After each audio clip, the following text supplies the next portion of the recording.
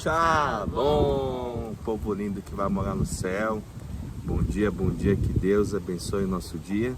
Seja um dia repleto de bênção, de paz, guardado pelo nosso Senhor e Salvador Jesus Cristo.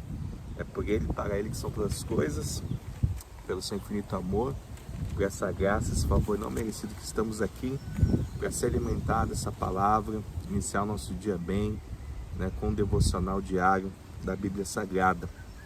Todo cristão que crê em Cristo, é fundamental que venha ter sua vida alicerçada na palavra de Deus. Buscar a verdade e a verdade vos libertará. A verdade é essa. Eu, você, nós precisamos saber. Hoje nós estamos aqui em 1 Samuel, capítulo 27, e nós vamos ver nesse contexto aqui que Davi, de novo, mais uma vez ele se abriga aí longe das fronteiras de Israel, no território do inimigo, aí dos filisteus. Porque ele começa a ficar com medo do poder de Saul, de estar sendo perseguido, de ser morto. Então aqui a gente vê que todo grande líder, em meio a certas pressões, acabam se perdendo um pouco na fé, deixando que, esse sentimento, essa angústia, essa pressão se abata sobre a vida da pessoa e ela começa a ficar com medo, porque o propósito do medo é de paralisar, é de fazer a pessoa regredir, e a gente vê isso e tem que ter muito cuidado, Davi deixa de olhar para Deus e começa a se enfraquecer na fé, Então é um trecho bem curtinho, amor? Bem curtinho, mas muito rico. Amém, louvado seja o nome do nosso Senhor, aquele que é único e digno de toda honra, de toda glória e de todo louvor. Tá um sol gostoso aqui fora, gente, mas tá ventando bastante. A gente pede perdão aí pelo áudio, que com certeza vai sair um pouquinho falho por conta do vento, mas a gente tava assim ansioso por esse solzinho gostoso, Tão bom estar aqui fora. Então que esse vento não venha atrapalhar a gente, distrair o melhor dessa palavra de hoje, amém? Diz assim: disse porém Davi consigo mesmo, pode ser que algum dia venha eu a perecer nas mãos de Saul. Nada há, pois, melhor para mim do que fugir para a terra dos filisteus, para que Saul perca de todo as esperanças e deixe de perseguir-me por todos os limites de Israel. Assim me livrarei da sua mão. Dispôs-se Davi, e com os 600 homens que com ele estavam, passou a Aquis, filho de Maoque, rei de Gate. Habitou Davi com Aquis em Gate, ele e os seus homens, cada um com a sua família. Davi com ambas as suas mulheres, Ainoã, a Jezerita, e Abigail, a viúva de Nabal, o carmelita. Avisado Saúl de que Davi tinha fugido para Gate, desistiu de o perseguir. Disse Davi a Aquis: se achei mercê na tua presença, dá-me lugar numa das cidades da terra, para que eu ali habite, porque há de habitar o teu servo contigo na cidade real.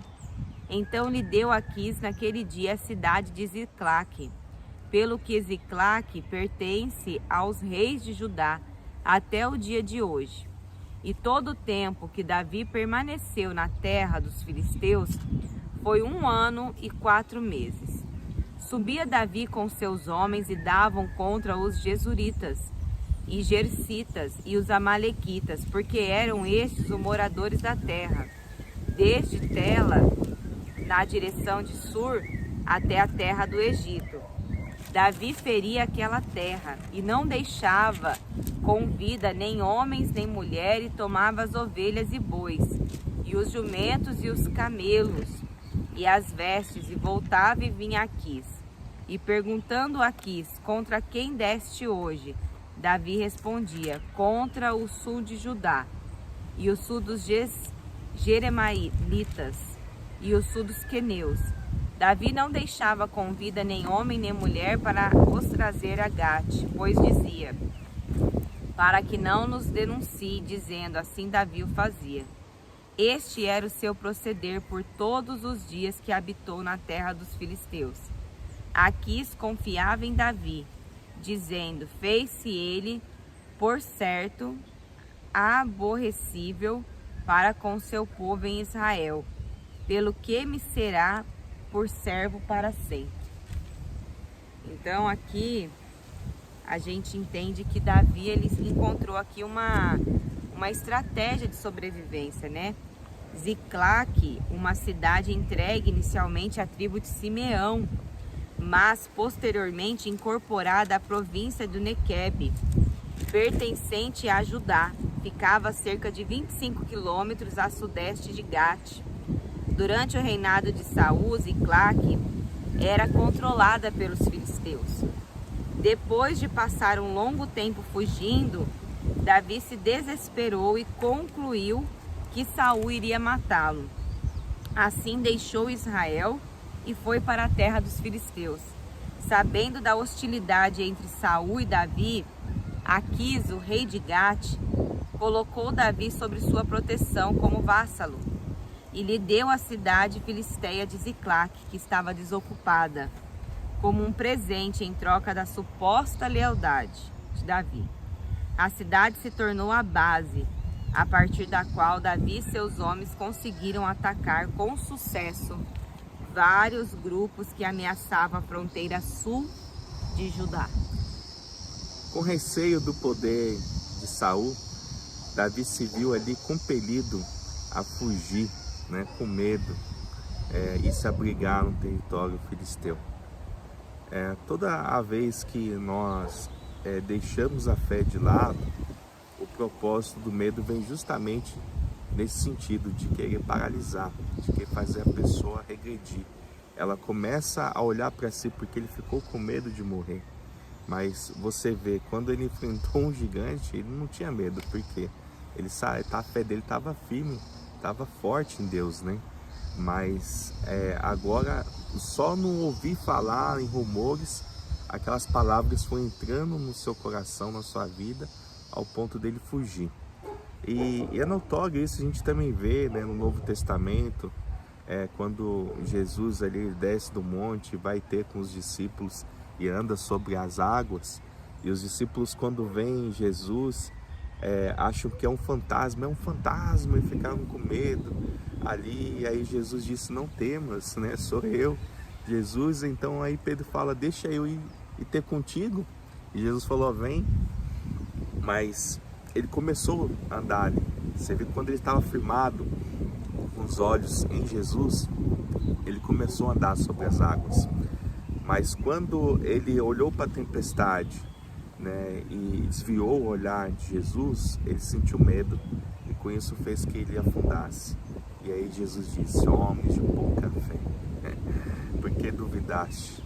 Né? Então toda vez que a gente duvida da palavra de Deus, que a gente vê uma situação adversa e deixa isso tomar conta do nosso ser, das nossas emoções, a tendência é que a gente venha paralisar.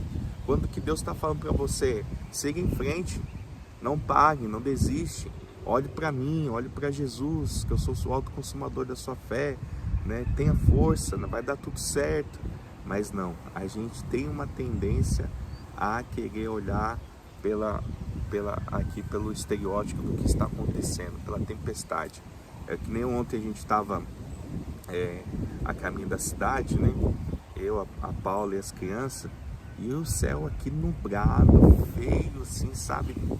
Bem escuro, cinza, né? Aquela nuvem carregada, o tempo fechado, chovendo. E eu perguntei pra Aninha: como que está o tempo? Tá bonito ou tá feio? Ela falou assim: papai, tá bonito. Tudo vai como você vê, né? Como que você vê, se seus olhos forem bons, tudo será bom, mas se for ruim, vai ser ruim, porque a tempestade vai passar. Acima desse sol, né, nebuloso, cinza, há um céu azul, um azul celeste, né? E hoje aqui o tempo já tá nesse contraste, né, de nublado e céu azul e sol.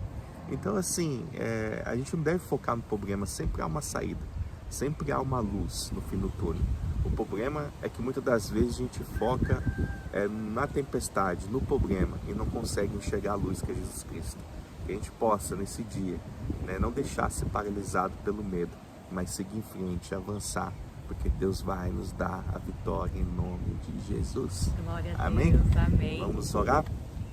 Senhor, meu Deus e amado Pai, nós te damos graças, Senhor, por mais essa rica oportunidade que o Senhor nos concede de ter, Senhor, esse vento bater no nosso rosto, de ter esse sol que irradia o nosso dia, de poder, Senhor, olhar e contemplar, Senhor, a beleza, o belo, Senhor, da natureza, Pai, o cântaro dos pássaros, e saber, Senhor, que o Senhor continua sendo o mesmo.